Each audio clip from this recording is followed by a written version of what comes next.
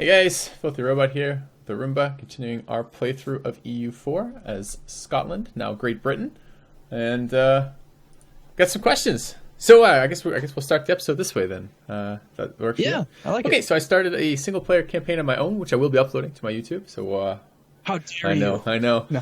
As I tweeted last night, Arumba, you've hooked me on the sweet paradox candy, and now we have to deal with that, which is probably a good thing. Is it related to the fact that we got our session cut short on Monday? I don't know. Made you want to play more? I'm not quite entirely sure what it was related to. I just finally got around to reaching out to Paradox to pick up the rest of the DLCs, and I felt like I finally at a point where I'm like, okay, I have enough of an understanding of what's going on a little bit that I feel like I could at least start a campaign and see how it went. And I am running into questions, of course, because it's just like you hear it, you play it, you do it with someone else. Now you're doing it yourself, and you have to learn this stuff again. But I have a couple questions for you. Should we start the campaign with that? Okay. Or start today with that? Absolutely. Okay. Yeah. I'm very curious. As a new player, because you are still, I would consider to be a very new player, right? I mean, honestly, I looked. You won't feel like you know what you're doing until you have 1,000 hours. Well, I looked. I have. I think I had 50 hours when I started the single player. It's 50 hours with you. But actually, I'm not even sure how we got 50 hours, honestly, because we have 100. I've not played any on my own, I love it. And we have 100 episodes at 20 minutes an episode. I know we're going a little bit longer, but that shouldn't be 50 hours. But that's apparently what it is. So. Anytime we spent between episodes, yep. Just leaving the game open, that kind of thing. But it's funny. You say I have 50 hours with you. Mm-hmm.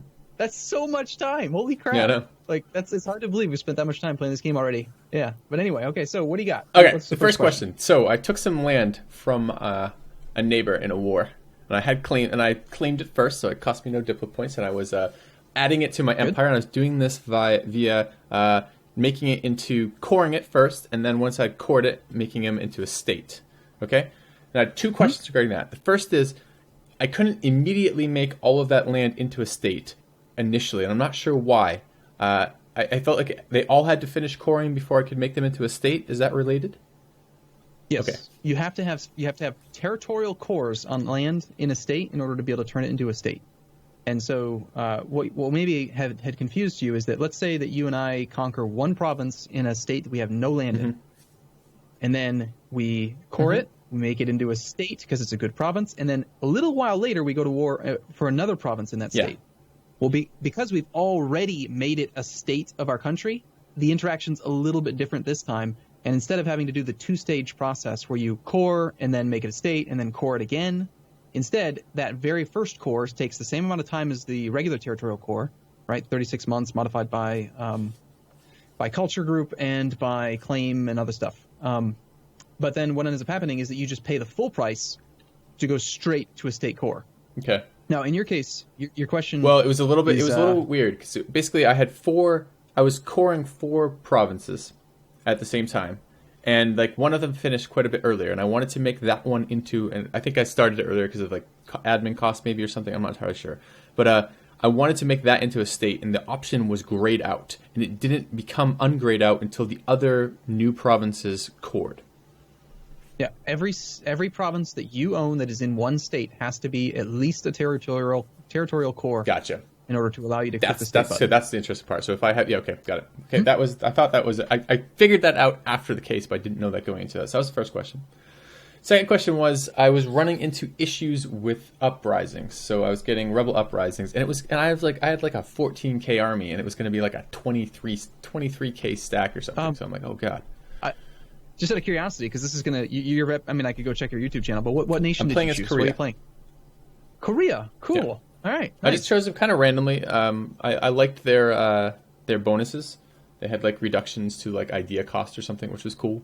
And they're I don't remember exactly what they're called, but basically it's the bonuses specific to their civilization were really cool, I thought. Called national ideas. National ideas. So I went through and looked at a list of national ideas and was reading through them. I'm like, this one sounds cool.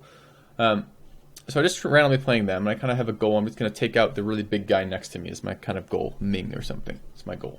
Oh, God. Yeah, okay, good luck. Yeah. I mean, Ming may implode. There's something you're going to run into called a Ming-plosion or Ming-explosion. It's very scripted and historical. But if that doesn't happen, good luck. Yeah, I know. As I said, set myself some challenges. I like a challenging game. Okay. But anyways, so yes. So that's the area. But anyway, so I'm getting these ridiculous separatists coming up, and I didn't want them to fire because I didn't think I could deal with it. I have a hard time making money. That will be another question we'll come to later. I don't know how much of this episode we're going to spend on this. Apparently a lot, but okay, that's totally fine with me. I mean, hey. But anyway, so I'm fighting. I don't want these separatists to fire, and I'm looking at all these ways I can put, change the amount of unrest that's coming out of them. And I'm basically out of options for that. I don't want to spend money on bidding a bigger army because I don't want the separatists to fire because I only have like 14k and I'd have to get to be comfortable with that I'd have to get another like 8k about, and I didn't want to pay for 8k more troops. Sit. Mm-hmm. And then maintain them and sit on them for a long time. Exactly, because I wasn't going to go to war immediately after that. I needed a little bit, and all my opponents, except for Ming, all my opponents in that area seem to be very aggressive. They fight each other a lot, but they don't have any military, which is great, but I don't understand. But anyway, so what I did is I raised the autonomy of those individual provinces, and I did this before they were cored entirely, before they were made into states. And my expectation was I would be able to go back to the B menu, the builder unit, whatever you call it, the macro builder, and then head over to one of the estates and give them the estates. And I was expecting one of two things to happen. Either I was expecting the autonomy to go down to 25% or possibly 50%, and instead it stayed at 99%, which is not what I was expecting. Because normally when we gift a newly stated area to a specialty group, it goes down to the specialty group's base, which is 25%, right? Okay, so your understanding of the autonomy floor is slightly off, but it's very close. All right, so when you give land to an estate, the autonomy floor is set to 25%. That does not affect the actual autonomy of the province at all. So if your autonomy in a province is 99% and you give it to an estate, the autonomy will still be 99%. However, they give the perks of the estate. So like the clergy will reduce the tax modifier penalty from estate from autonomy down to 0%, for example. Now, if you're at less than 25% autonomy, then that's what that floor does. It floors it to 25, raises it up to the minimum value of 25. Now, the actual thing that you're getting confused by is actually one of the issues I've complained about in the current version of the game, and I still think that Paradox needs to address. And that is that if you have a territorial core, the minimum floor is 75%. If you click the button to raise autonomy, because you're temporarily at 75%, you go from 75% to 100%, but instead of it just being based on like the floor, you just took your real autonomy, the real true province autonomy, from 75% to 100%. So here's what's happening. You conquer a province, and because it's a territory and not a state, the floor is set to 75. Okay. If you conquer lands with no claim, the autonomy is going to be at 50%. Okay. If you have a claim, it'll be at 40%. But again, the floor takes the 75. Okay. So if you had territorially cored it first, you would have gone from 75 down to 50 or 40. And if you had then raised your autonomy, you would have gone from 40 plus 25 up to 65, or from 50 to 75.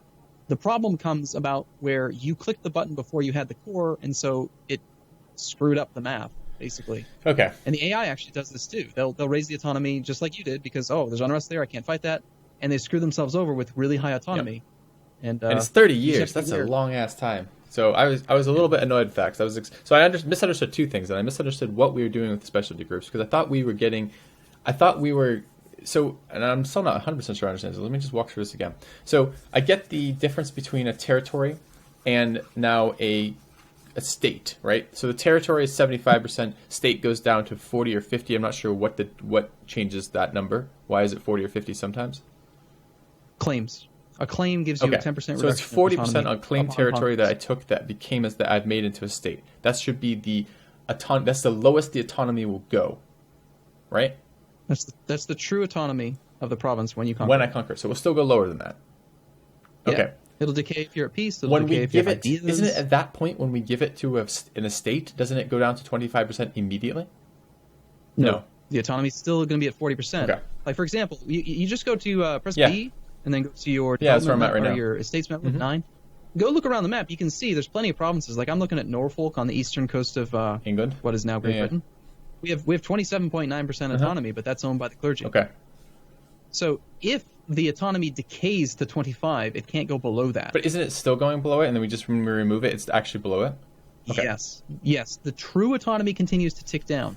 The issue you ran into, I think, honestly, is a bug where clicking the increase or decrease autonomy button interacts with the floors, and it really shouldn't. It should interact only with the true autonomy, because that's what makes sense, for crying out loud. Yeah.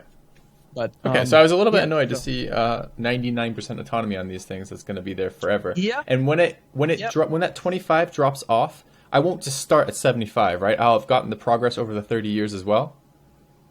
It will be when the 75 drops off. Okay, so it adds 25 autonomy to the province for 30 years. Permanently. It just takes it whatever it is right now and just adds 25. And then for 30 years, reduces unrest by 10. Oh, shit. I just assumed the 25 would drop off after 30 years as well. Oh, no. Oh, God. However, in 30 years, because you will have had it for 30 years, there will no longer be any separatism in the province. And assuming you have high tolerance and you don't have a lot of like war exhaustion or overextension or issues with religious unity, then you should be able to lower autonomy safely, because you'll probably have about -9 or -10 unrest in a province that's your culture, your core. No separatism. And does it cost to lower autonomy? Nope. You can click the button in the opposite direction, and you'll lower it by 25. Okay. You just cost yourself some time, basically. Okay. Well, that's good. I'm glad. I was annoyed to see that, and I was misunderstanding how that works. That's good to know. Yeah.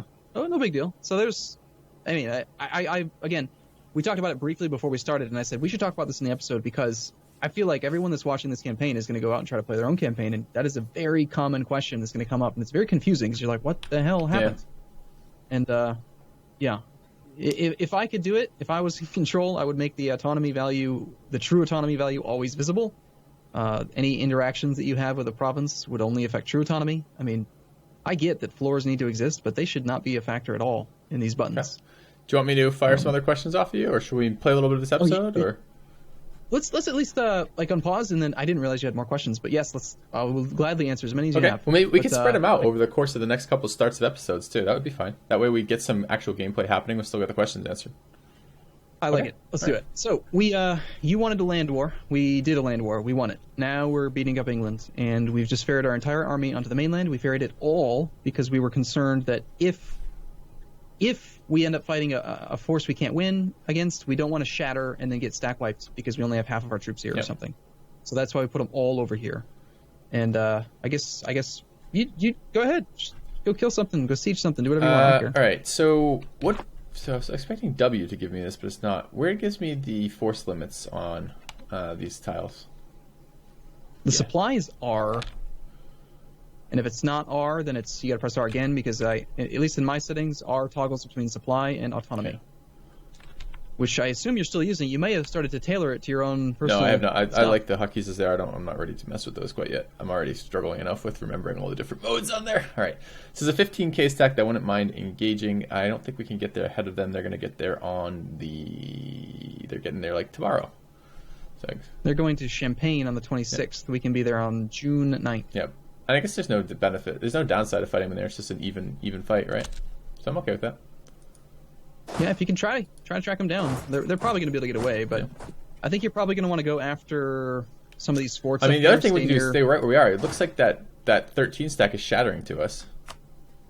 No, they're absolutely 100% shattering through us. Oh, but we can't. I thought if we were on the tile they engaged, you chase 13 stacks. So when you chase shattered stacks all the time, so what you're actually waiting for them to do is to regain 1 tick of morale or finish their shattering and then kill them. It's not like you just get in the way. Usually what we were doing is either getting in the way, like in, say, the Straits of Denmark, we were blockading, cutting off their path, and then they had to stop. They couldn't shatter any further. Or we knew from experience that they were shattering only one province over because they had no destination they could shatter to. In this case, he fought in Normandy. He has military access through the French territory there. He's got a fort in Picardy, which gives him zone of control through this whole area, so he's not movement blocked. He's going to shatter probably to the northeastmost coast of his land, which is going to be Holland or Breda. It's going to be well behind the forts. We can't get to it. And again, you know it's shattering because that little mail icon or whatever in the top right corner. So yeah, I think you're going to want to stay to the north, stay away from Castile, let France waste his manpower on that, and just siege down some stuff. The best way to end the war quickly is probably going to be to knock Burgundy out by taking his capital. Oh, interesting. All right. Yep, the capital will vastly affect their war enthusiasm. And actually, never mind, the capital's already been occupied. It's Burgundy. Bourgogne. Is there an easy way to find capitals besides zooming in and looking for the crown? Yep, you click on any province that country owns. while you have the province dialog open, you right-click on their flag, Okay. go to capital province. Zoom as close in as you can before you click this right. go to capital Okay. province, and it will zoom right to it. Yeah, okay. Cool. And annoyingly, this fund doesn't actually highlight it, although I feel like it should. Yeah, it ought to highlight for sure. 100%. Yeah. So, okay, cool. Let's unpause. And then Okay. if you want to keep asking questions, you can, or you can wait till next episode. It's up to I'll you. wait till next episode. We'll get a little bit of gameplay done. What the fuck just happened here? Okay, it's shattering through us. Mm-hmm. Okay, there goes granted generalship. Pomeranian separatists just occupied Stettin. That's fine. They'll teleport. Hopefully one of our allies will take care of it. I just got an event, which is weird. Did I accidentally take the events position? I may have. I don't think I have an event. I thought I joined second and clicked after you, so it's kind of weird. I may have accidentally clicked on it before clicking start. Anyway, for the past couple of days, we've been entertaining a guest from the royal court of Bohemia. Royal family in Bohemia will learn of our pleasantries, and we got 10 diplomatic power, and Bohemia likes us by plus 50. Okay, cool. So yeah, England is being an idiot and just pathing a cannon and an infantry right through our army. That's nice of them. Okay. Nice job. Good work, Thank Filthy. you. I just casually stack wiped that with overrun. No problem. Mm-hmm. Okay. Now I'm one. So this is great. It's Burgundy's capital is already occupied. His enthusiasm is going to be very low already. I would probably even... I'm trying to see if I could set up for that stack over there. If I get into this area. So he's got a bunch of forts over here, unfortunately. If I go in here and stand in it, we're probably not going to be taking any fights. I mean, we still can't see. Did you notice in your single player how when you're in war, you can actually see the estimate of the total number of troops? No, I didn't. I hadn't looked at that. In the war, the war overview. I was using the legend to check easier. ahead of time. I hadn't looked after that. So Yeah. We can piece out Saxe-Lauenburg if you want. let's take a look. I keep even after that one episode of playing single player, I keep trying to hit space to pause. Yep. It's a lot more convenient. All right. But it's disabled in multiplayer for fairly obvious Let's reasons. go take a look. Saxe-Lauenburg. They are... Well, we don't have a diplomat free. Yes, we do. So I can quite... Oh, is the wrong page. I got a super piece. Let's take a look at what they want. Or what they'll give us. Actually, they're pretty negative right now. That's fantastic. Yeah. Well, they're a one province minor up near Denmark, and we have them full occupied. So Yeah, they're not real pleased with life at that point, you're saying. yeah, no, they don't really want to... Yeah, no. Okay. So you have a couple choices here. We already have serious issues with aggressive expansion in the coalition, but that's not changed. We could just keep going that path, or we could try to back off from that a bit. Because the Emperor is Bohemia, and he's in this war with us, and he's also our ally, if we wanted to take land from within the Empire, the Emperor can't really do anything about it. So you could separate piece Saxe-Lauenburg and just take his province. However, it would be a separate piece with diplomatic point cost and a lot of aggressive expansion because it's inside the Empire. Okay. Or just piece them out for like money, prestige, war Yeah, reps. I'm looking at a 35 peace offer value, war reps, all of his money, and annuls treaties with England and Munster. I could probably even go Okay. higher. I could probably end rivalries if we want. I mean, I guess it gives us prestige. Yeah, I would definitely consider that because we would like to be as close to 100 prestige as possible for as long as possible, so we can get our aggressive expansion to decay. And All right, well, I can get a 95 piece deal with double end rivalries. We'll get 20 prestige by that. Well, kind of. It says 24. Hover over the 24 though. Where does it say? Where does it actually say this up? Okay, yeah. Oh, At the top. oh, it splits it. We only get 11.7 because it's based on participation in the war. So if you go to the war overview, you can see that right now we have 48% participation, so we're only getting 48% of the listed prestige. Okay. So what I would probably actually consider doing is I don't really care if this little guy is allied to Brittany or Burgundy or whatever, whoever we're fighting, England. Instead, I would You look for more ending of rivalries. Yeah, like because the Brandenburg thing, you're paying 10 war score for 1 versus Well, I wasn't 30 taking. war score for I wasn't 10. taking Brandenburg at all. Oh. I was.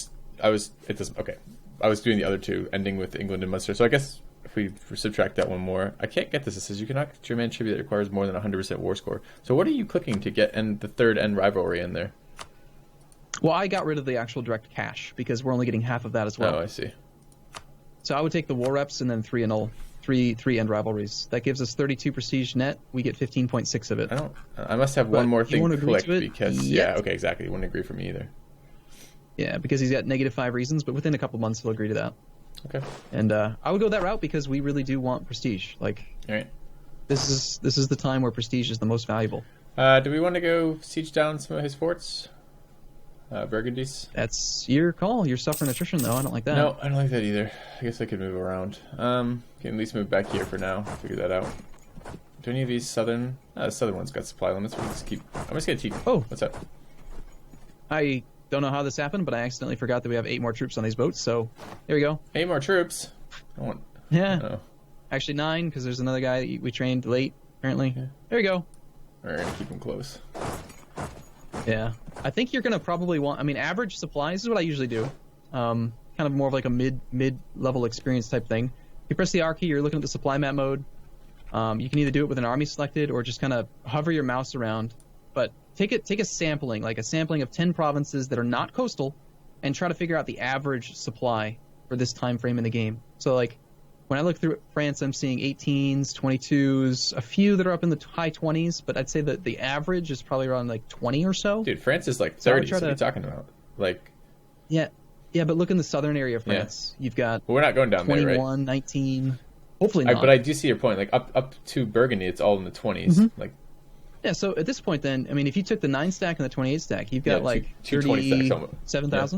So yeah, go like 2 18s or 2 19s, roughly around there. Keep them near each other so they can reinforce, but try to stay below the average supply of the time frame. Right. I did check the one we're in right now, and it does support what we're our oh, it doesn't work 28 or 7. Damn. So if we're one over, do all of our stacks take attrition? Well, we've actually not really spent a lot of time talking about exactly how this math works, but if you hover over the skull on the army, on the province, like actual map, you can see unit weight is 26, supply limit is 26.6. So even though you are over the supply, the listed supply of 26, because our general has 3 maneuver, he's applying a -3 supply weight reduction, taking us from 20. 8 to. Actually, we have 28,000. Oh, he's got 3 maneuver, and it's only reducing it by 2. How'd that happen? Well, due to siege, it says +1. Most likely the siege is actually increasing the supply weight by 1 as well. Yeah. Weird math happens. Basically, maneuver reduces the supply weight by a little bit. Now, you are suffering 1% attrition on the entire army. I'm going to split it up in a second. Province. Yep. So that's not a fort siege. That's just a regular siege, right? Yeah, okay. True, but you're pretty likely to always suffer 1 attrition tick, even if you take just a singular province. So, like, if you're trying to get loot, you'd want to move a single, like, 1 or 2 armies in there, siege it, and then move the rest over to suffer no attrition while you loot. But, yeah, you got it. You got this, you're good. Right. So we did talk for like 10 plus minutes. It is already time for break, unfortunately. But can you believe it?